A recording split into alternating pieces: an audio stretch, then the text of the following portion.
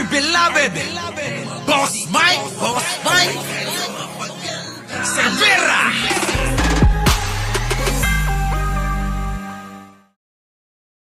Mga kababayan, alam nyo ba na pati si Willie Revillame uurong na rin? Naramdaman ni Willie, matalino si Willie. Uurong na, siya pagtakbo, siya pagkasenador. Dahil, wala na wala nang dating. Bukong-buko na si Digong. Ha? Bukong-buko na. Willie Revillame nagbago ng isip, hindi na daw tatakbo sa senatorial race. Ito na nga, binawi ni former TV host Willie Revillame ang planong pagtakbo sa Senado sa susunod na taon. 3 buwan matapos niyang sabihing handa na siya sa public office. Ayon sa ulat, nagdesisyon si Willie Revillame ngayong April na isuko ang pagiging senador. May ilang reports na nagsabing tututukan kasi nito ang pagbabalik ng Wawawin sa TV5. At sakaling ituloy niya ang pagtakbo ay labag sa election rule ang paglabas ng kandidato sa television, social media o pelikula. Ayon kay Revillame, dapat ay handa ang sinumang nais maging public servant at iba na ang pananaw niya sa ngayon ukol dito. Kahit na hinihiritan na rin siya. Hindi totoo yan. Ang katotohanan dyan, naramdaman ni Willie, osla na. Alam niyo yung osla? Laos na pala si Digong. Akala ko matibay pa si Digong.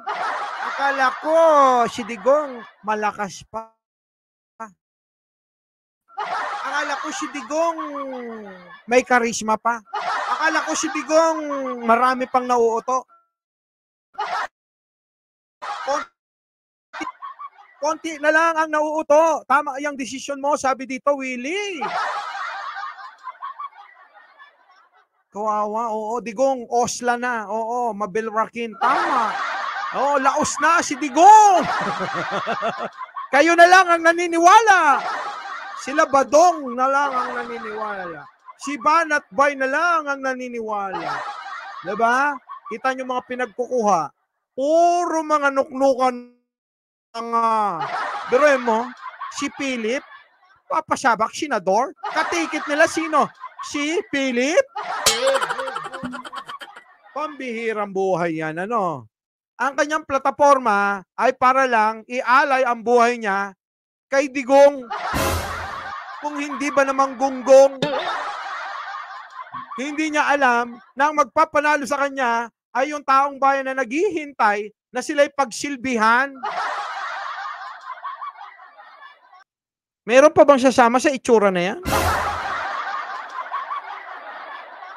Meron pa? Sa tingin nyo, sino pa sasama dyan? Di yung mga bobong vlogger. Sino? Si Maharlika. Sino pa? Si Banat Bay. Sino pa? Si Badong. Sino pa? Meron pa yung mga amuyong Boss Mike. Mga amuyong vlogger nandoon. Pero si yung mga kumpare natin dyan, mga tropa natin yun, ha? Sorry sa mga tropa ko dyan, di ba? Alam nyo, gayahin nyo. Ito. Hoy! Yung mga DDS vlogger, ito, gayahin nyo. Di ba? Iyon, ganyan, Kita nyo yan? Yan, si Attorney Trixie, at saka si Sash. Yan! Yan mga yan, napahiya sila. Oo, sobrang hiya. Nakakahiya. Kababain. Kababain. Di ba? Sa amin sa Ilocano, pagka ganyan, alam nyo, marami sa amin na hindi na maipakita ang mukha, hindi na lumalabas ng bahay. Oo. Doon sa kanila, sabi nila daw pagka napapahiya, mga nagbibigti. Hintayin nyo, baka magbigti.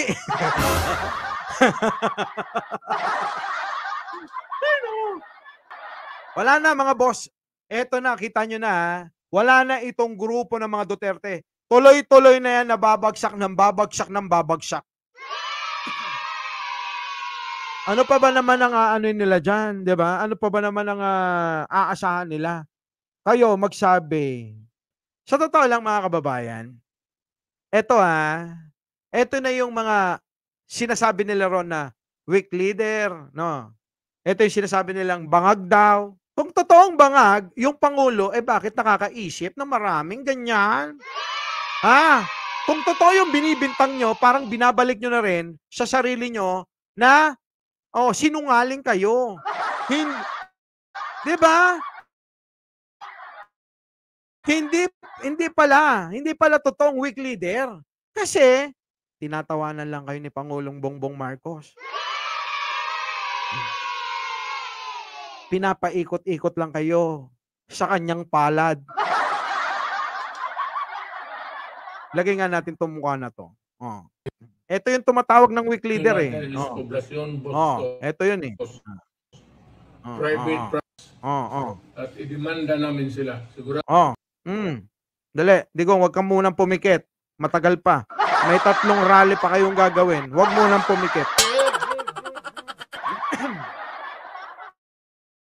Ito yon mga kababayan. Nung una, tinatawag nila, may bangag tayong presidente. May weak leader tayong presidente. Asan na ngayon yung weak leader? Bakit pinaglalaroan ka lang kayo sa mga palad ni Pangulong Bongbong Marcos? Ha? Bakit ngayon? Ha? Nando doon sa Malacanang, ngingiti-ngiti lang. Habang kayo, pikon na yung yung Pangulo ng Pilipinas. Nando doon. Pinapanood kayo habang kayo ay gigil na gigil at pikon na pikon. Diba? So, nanonood si PBBM habang kumakain ng Jollibee. Ang saya-saya.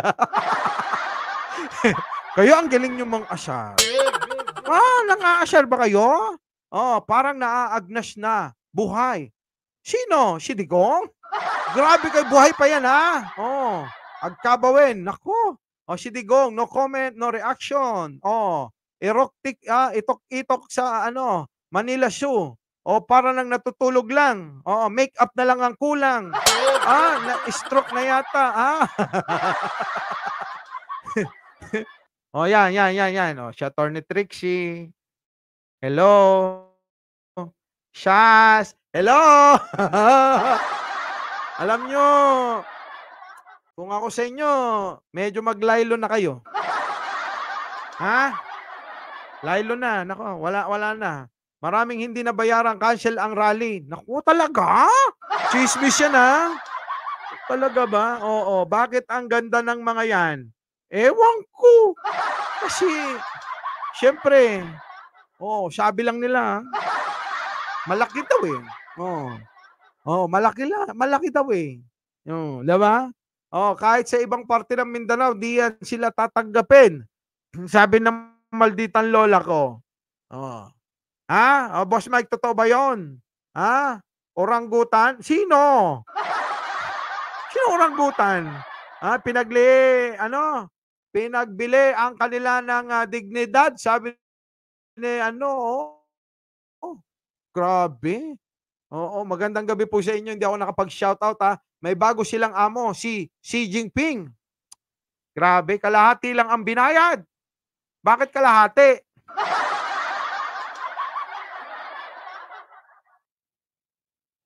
Alam nyo ang init ng panahon, Yung init ng panahon, abay sinasabayan nila. Siguro para pakuluin yung mga dugo ng mga Bulakenyo. Mga tanga ang Bulakenyo. Tandaan ninyo, ang Bulakenyo hindi papayag sa mga ganyang estilo. Ang Bulakenyo malalambing yan. Hindi nyo po pwedeng diktahan na ilabas nila yung galit nila. Sa sobrang lambing nila. Diba? Pambihira kayo, Bulakenyo pa. Ang gusto nyong hikayatin para maghimagsik. Magalit. Naku. Muli. Mike Cervera po, laging nagpapaalalang mahalin natin ang ating kapwa. Ipagdasal natin lagi ang ating bansa. Magandang umaga, magandang hapon at magandang gabi. Siya ang mandako ng mundo. Naroon kayo. Siyempre, magandang buhay na rin para sa ating lahat. Our beloved Boss Mike.